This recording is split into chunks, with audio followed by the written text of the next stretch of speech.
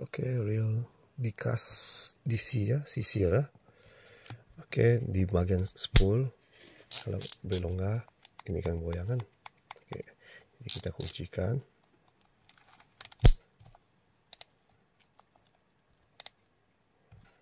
Oke, spool oke. Nak dengan bunyi zing. Oke. Ini bunyi zing.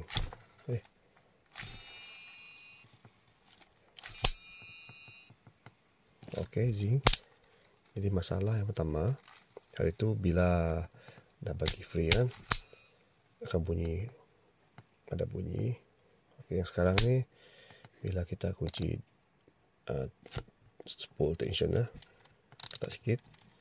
Bila kita dikarau, oke ini sudah dikunci ya, tension ya.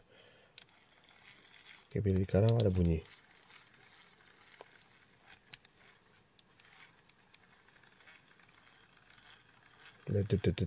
Bunyi dah. Oke, saya letak di telefon ya. Kalau dapat dengar ya.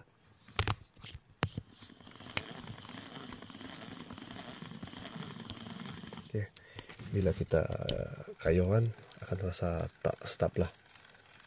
Ya. Sepatutnya bukan ada masalahnya. Sepatutnya tiada.